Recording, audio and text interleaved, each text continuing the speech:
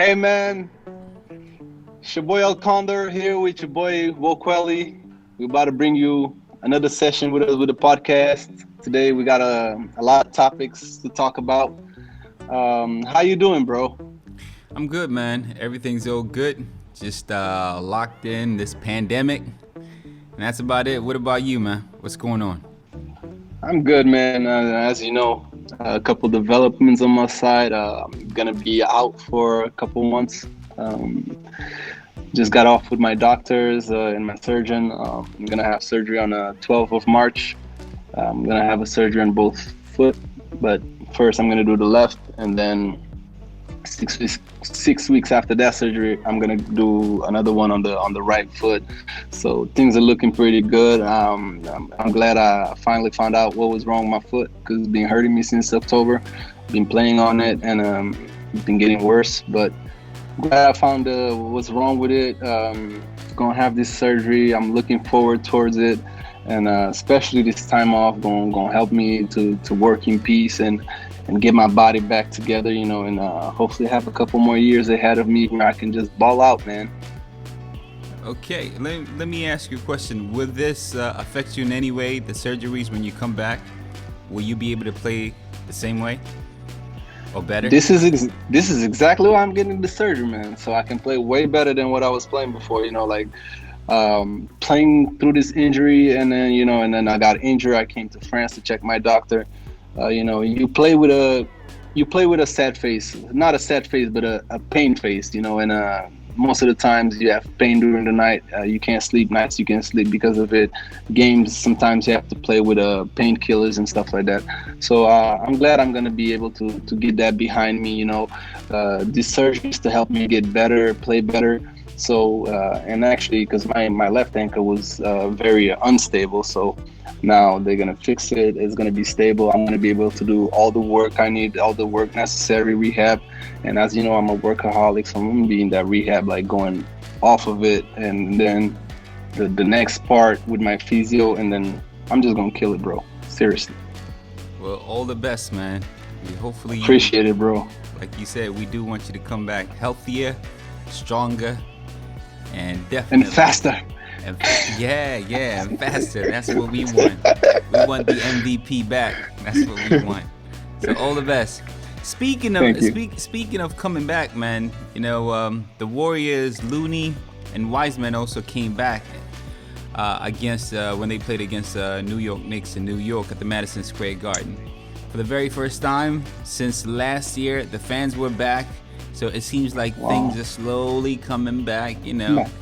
And yeah, 2,000 so fans, right? yeah, 2,000 fans, 10% That's good. of its capacity. Yeah, they were allowed to That's come nice. back. Yeah, so it was an interesting game. Uh, I don't even know where to begin. The last game they played, I think it was a record in terms of how many fouls. And this game in the fourth quarter just okay. Well, let's begin with the first quarter. I thought it was a game Yeah. of quarters. The Warriors Yeah. had the first quarter, the Knicks had the second quarter. The Second third quarter. quarter, the Warriors came back and they just punched them in the mouth and had a 13-point lead going into the fourth quarter. Pretty nice little lead. In the fourth quarter, nobody could score the first 4 minutes. Nobody could buy a bucket. It was ugly, man. Again, Ugly. I was like, oh my God, are we going to be seeing the same game we saw the last time when they met?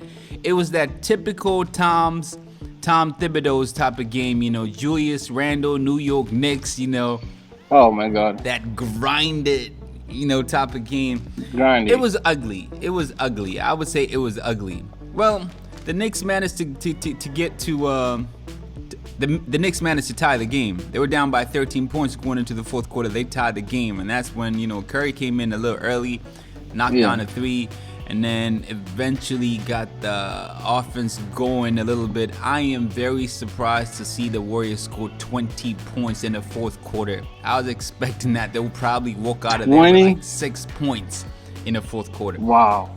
And the 20 points came from the free throw line, man.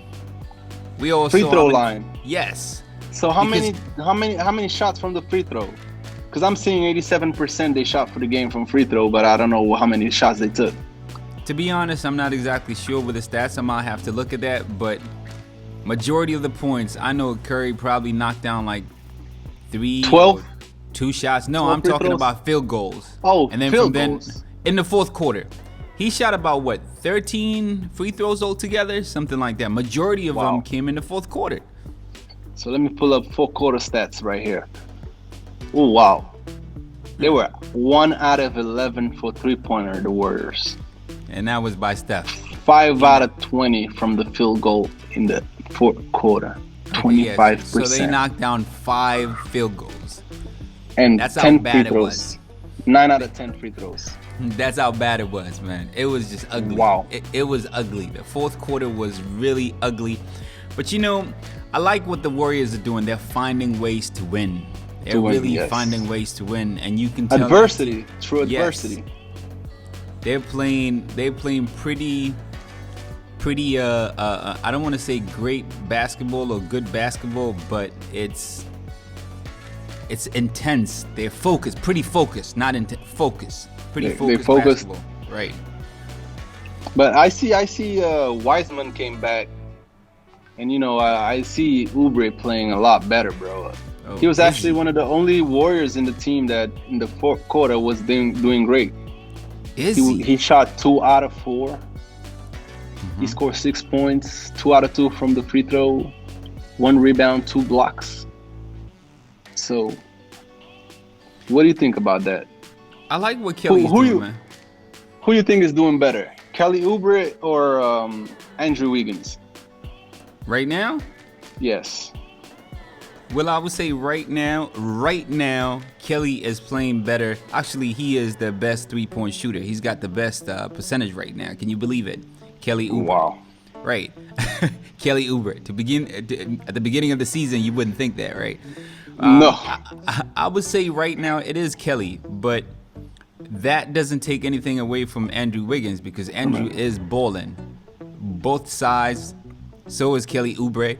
I think it's just right now the Warriors forwards are just incredible right now. They're playing incredible basketball right now. That's why they're winning games. That is why they're winning games.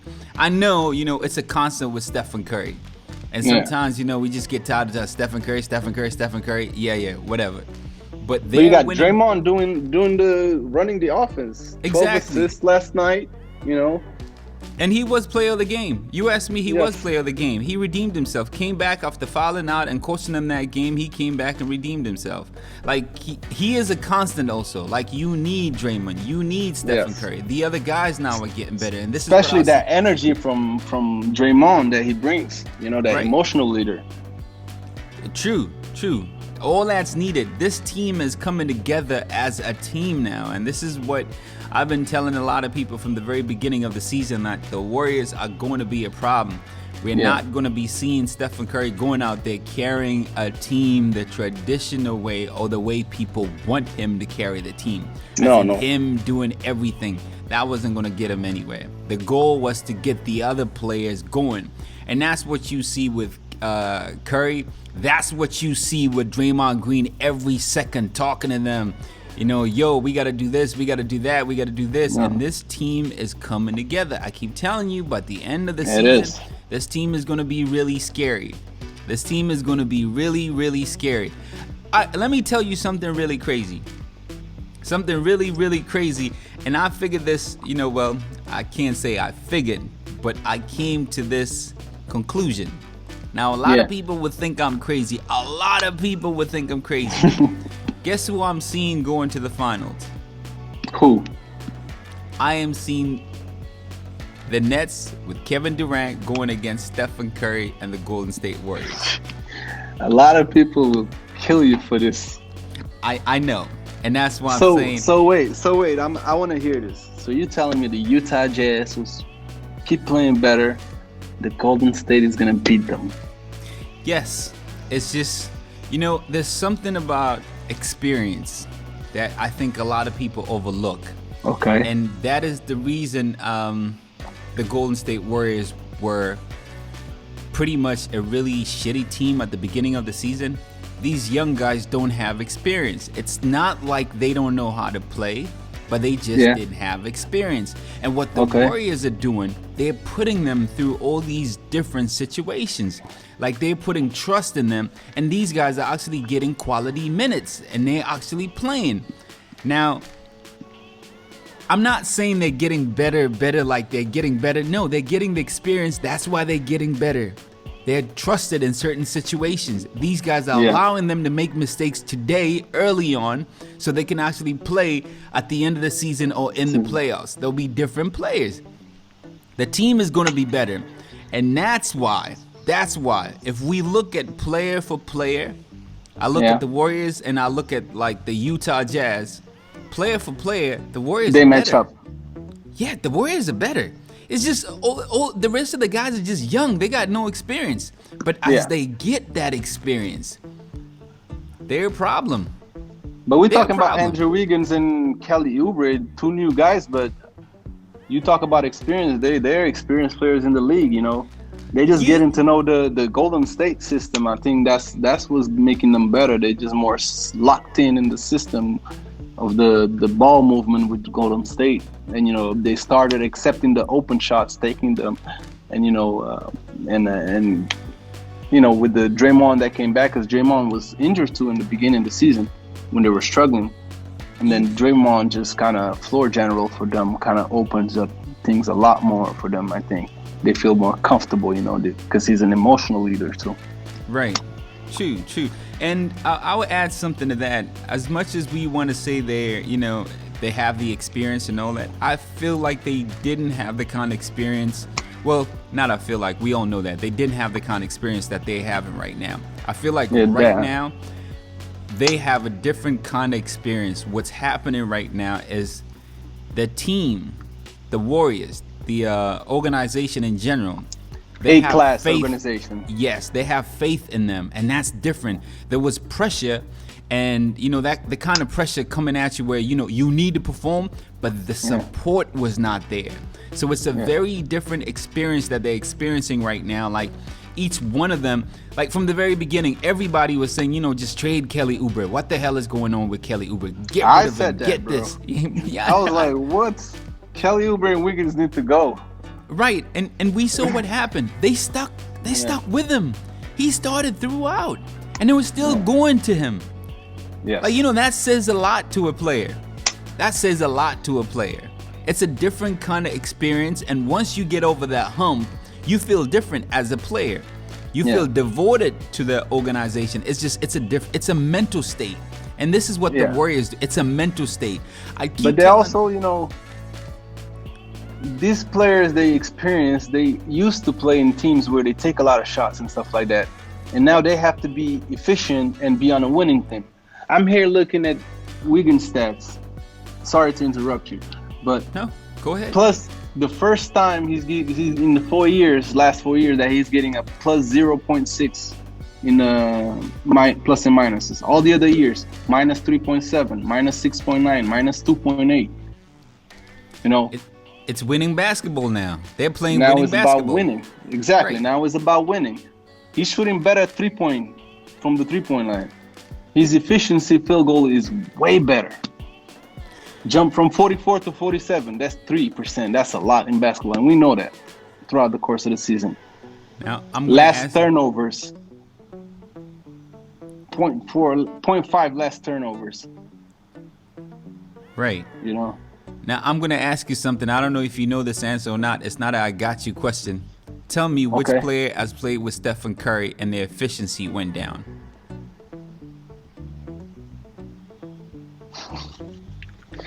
Let me see. Can't think of one. Exactly. But that's what I'm saying. That's what I'm saying. I know this is a tricky question. I know you're going to get me for this later. So Right. We know where you want to go with this. No, I'm not going anywhere with this one. No, but I'm not going anywhere with this one. I'm just saying it's the way they play. They empower players. Like it's more than just actually being, you know, that dude that can put a lot of, you know, a lot of points up. No, they become team players. They play winning basketball. These guys play winning basketballs. It's the little tangible things, you know, they do those little things here and there, stuff that you can't even put on stat. on stats, on different stats. It's just they play winning basketball. They trust one another. It's strength in numbers. We've seen that through and through. And that the Warriors are scary. Forget about next year. I'm talking about this year. There's you know a who's going to possibility. be great for them? Who's going to be the X factor for them? Right. I'm rooting for Kent Bazemore, bro. I mean, Kent Bazemore is a complete different player right now. Why? Okay, when he played for the Warriors, he was really nice, and then he disappeared. And here we go again. We seen him again, and he said himself, "Is like, yo, listen, man, it's the responsibility, the faith they have in me. I feel like I need to produce a lot more. I feel like I need to be a lot more efficient. It's just the way people treat you. Exactly. That's what it is. He's a lot better now. I'm talking about all categories of stats. He's doing a lot better. And when we talk about from last year, bro, went from field goal 37% to 49% this year. He's gonna be the X factor for them, bro. Trust me. He's shooting 44% for three. He's gonna stretch out that court, and he can play the fourth position. You know who he reminds me of? He reminds me of the Brazilian. No, the Brazilian blur, Barbosa. Leandrinho. Yes. When they were going for their first title.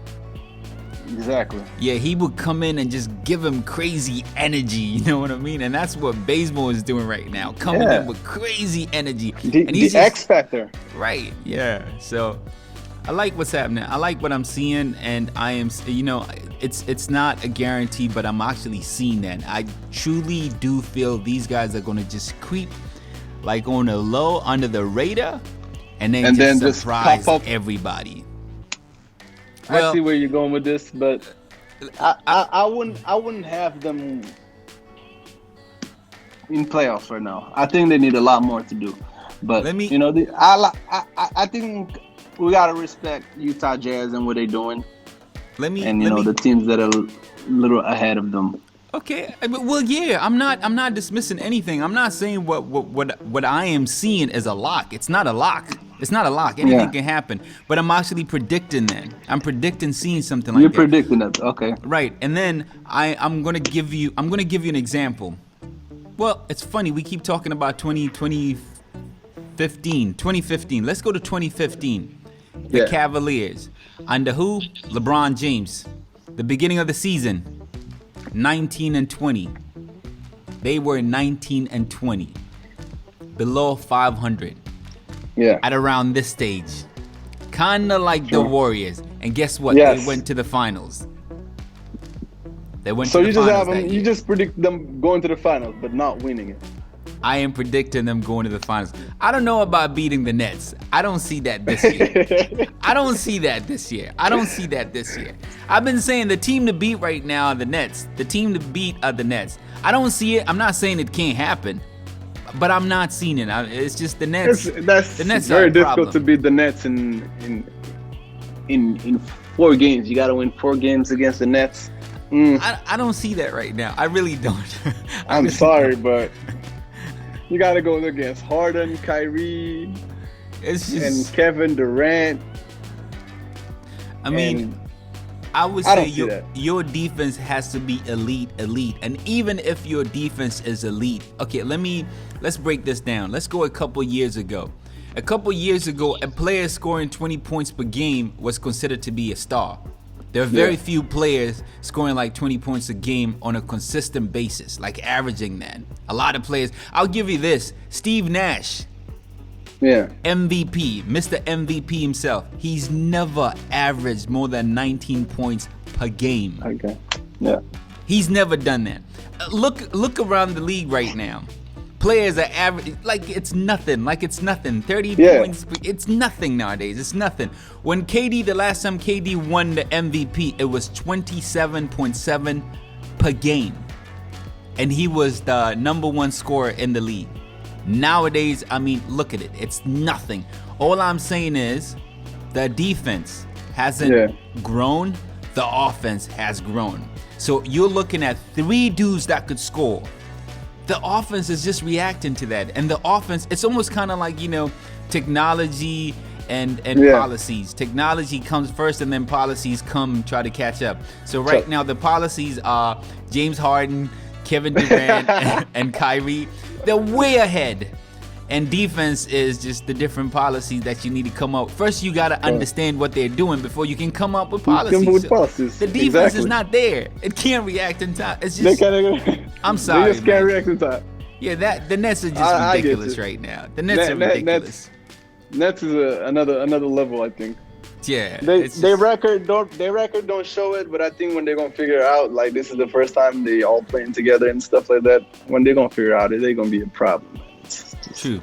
It's just gonna be ridiculous.